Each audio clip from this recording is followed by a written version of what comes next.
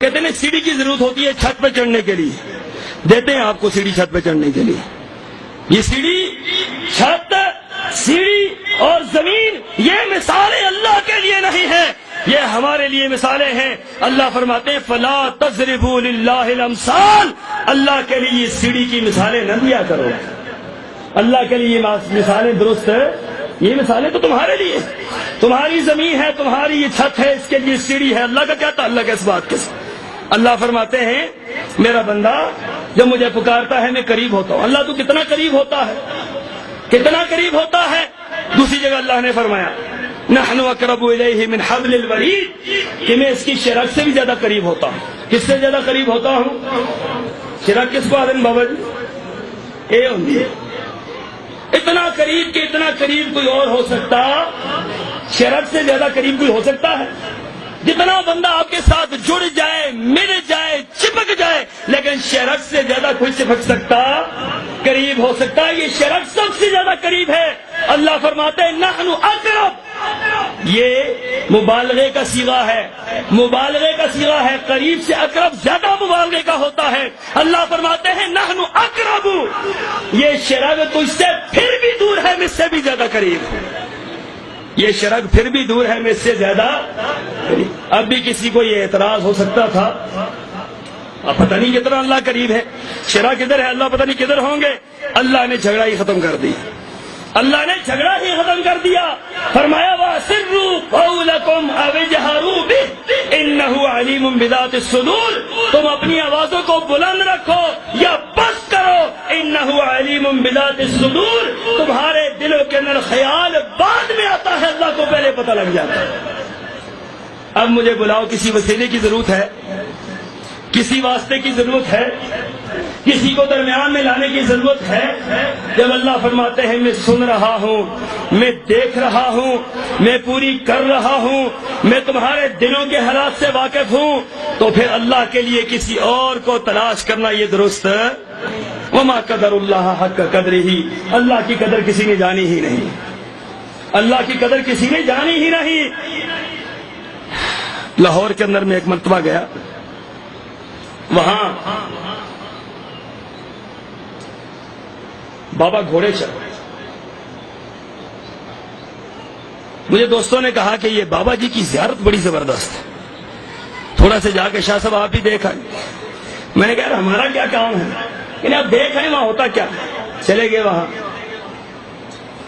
میں یقین جانے حیران رہ گیا دیکھ کر کہ وہاں گھوڑے بنے ہوئے، مٹی کے گھوڑے بناتے، چکنی مٹی جو لس مٹی آپ کے ہاں ہوتی ہے، اس کے وہ گھوڑے بناتے، چھوٹے چھوٹے سے گھوڑے، 4 ٹانگیں بنا دی، پیچھے چھوٹی سی دم بنا دی، آگے چھوٹا سا منہ بنا دیا، دکان پہ رکھے ہوئے 500-600 1000 گھوڑا بنا کر، جو بندہ آتا ہے 2 روپے دیتا ہے، گھوڑا لے کر وہاں دربار پہ چڑھا دیتا۔ میں نے کہا یہ فنکشن کیا ہے گھوڑے کا، یہ کیا ہوتا ہے گھوڑا چڑھانے سے؟ وہ جو دربار کے اوپر بیٹھا ہوا تھا مجاور، اس سے پوچھا، میں نے کہا گھوڑے چڑھانے سے کیا ہوتا ہے؟ کہتے ہیں کمال ہے، چہرے تو تسی ٹھیک ٹھاک لگتے ہو، لیکن آپ کو نہیں پتا یہ کیا ہوتا ہے۔ میں نے کہا جی ہمیں کیا پتا کیا ہوتا ہے، آپ بتا دیں۔ کہنے لگے جو بندہ 1 گھوڑا چڑھائے 1 بچہ ہوتا ہے گھر کے اندر، جو 2 چڑھائے 2 بچے ہوتے ہیں، جو 3 چڑھائے 3 بچے ہوتے ہیں۔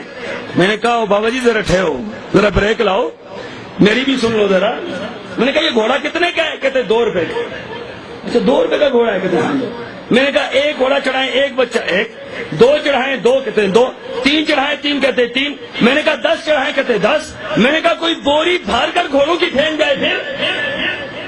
پہلے مذاق نہ کرو جی، مذاق نہ کرو جی، تو مذاق کر رہے ہیں آپ۔ میں نے کہا مذاق نہیں کر رہا، کوئی 1000 گھوڑا پھینک دے تو پھر کیا ہوگا، پھر انجام کیا ہوگا مجھے بتلاؤ۔ میں نے کہا بابا جی کیوں لوگوں کو گمراہ کر رہے ہیں؟ کہتے ہیں اور ساڑی روزی چلاتا نہ مارو جی، جاؤ اللہ دے والے، جاؤ اللہ دے والے۔ یہ حال ہے لوگوں کا، نہ ابتدا ہے نہ انتہا ہے۔ اس رب کو چھوڑ رہے ہو، اس خالق کو چھوڑ رہے ہو، اس مالک کو چھوڑ رہے ہو۔ وما قدر اللہ حق قدرہ، فرمایا اللہ کی قدر تو کسی نے جانی ہی نہیں۔ یا ایھا الانسان ما غرک بربک الکریم، انسان اتنے کریم رب کو چھوڑ کر کہاں جا رہا ہے؟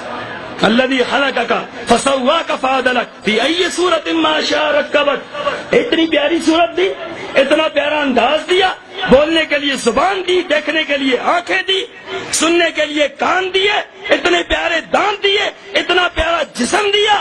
اے انسان یہ سب کچھ بھلا کر کدھر جا رہا ہے؟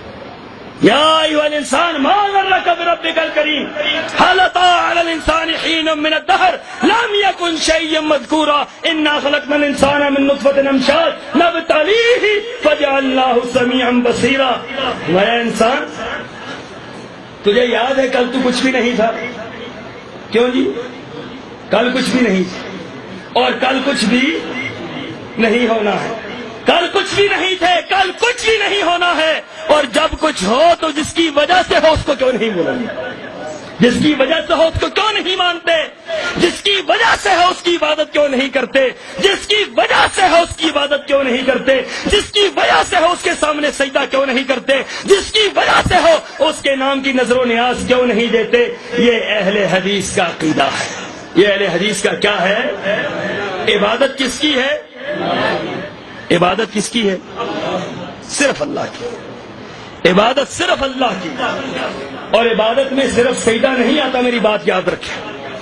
یہ بھی ایک نقطہ ہے سمجھنے کا. لوگ کہتے ہیں سجدہ حرام ہے، لوگ کہتے ہیں سجدہ حرام ہے. ہمارا عقیدہ سن لیں. ہمارا عقیدہ کیا ہے اس کو نوٹ کر لیں. اور کسی کو اس بارے میں شک و شبہ ہو تو انشاءاللہ اللہ نے زندگی دی وہ بھی دور کر دوں گا. عبادت کا مفہوم کیا ہے؟ عبادت سجدہ صرف حرام نہیں، ہر وہ طریقہ، ہر وہ عمل جو اللہ نے اپنے لیے پسند کیا ہے کسی اور کے لیے اختیار کرنا جائز. صرف سجدہ نہیں، ہر وہ طریقہ جو اللہ نے اپنے لیے پسند کیا ہے کسی اور کے لیے اختیار کرنا جائز. اللہ نے کیا پسند کیا؟ اس طرح بندہ ہاتھ باندھ کر کس کے سامنے کھڑا ہو؟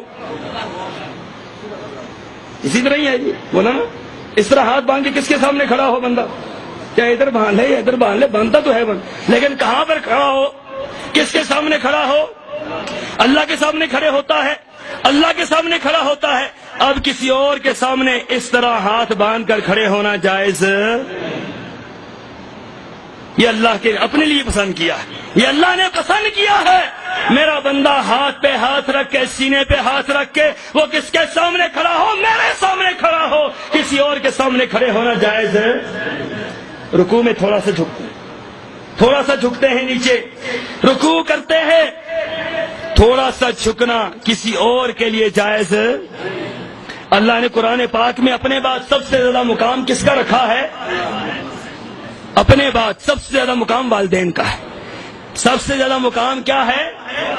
والدین کا ہے. لیکن اللہ نے کیا فرمایا؟ وَاخْفِضْ لَهُمَا جَنَاحَ الذُّلِّ مِنَ الرَّحْمَةِ. یہ نہیں کہا کہ سر کو جھکانا، کندھوں کو نرم کر دو. کس کو کر دو؟ کندھوں کو نرم کر دو. کندھوں سے نرم کرنے سے مراد یہ ہے کہ والدین کی فرما برداری کیا کرو، والدین کی فرما برداری کیا کرو.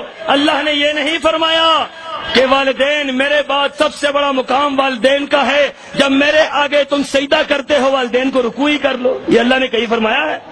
وَاخْفِضْ لَهُمَا جَنَاحَ الذُّلِّ مِنَ الرَّحْمَةِ. فرمایا والدین کے سامنے کیا کرو؟ کندھوں کو جھکایا کرو. جناح کندھے کو کہتے ہیں، جناح سر کو نہیں کہتے. جناح کندھوں کو کہتے ہیں. کندھے جھکاؤ، سر نہ جھکاؤ اس اللہ کے ساتھ، اللہ کے علاوہ کسی کے لیے. اور پھر سجدے میں گرتے ہیں. یہ سجدے میں گرنا اللہ کے سوا کسی اور کے لیے جائز ہے؟ پھر اتحیات میں بیٹھتے ہیں. یہ بیٹھے اتحیات میں بیٹھتے ہیں، دو زانوں کے اوپر اپنے ہاتھ رکھتے ہیں، قبلہ رخ ہوتے ہیں. اس طریقے سے اللہ کے سوا کسی اور کے سامنے بیٹھنا جائز نہیں ہے. یہ ہر وہ عبادت کا طریقہ جو اللہ نے اپنے لیے پسند کیا ہے کسی اور کے لیے جائز. پانی متبرک کہاں کا ہے جی؟ ہائے ہائے، اللہ سب کو پلا دے. متبرک پانی کہاں کا ہے؟ زمزم کا پانی متبرک ہے.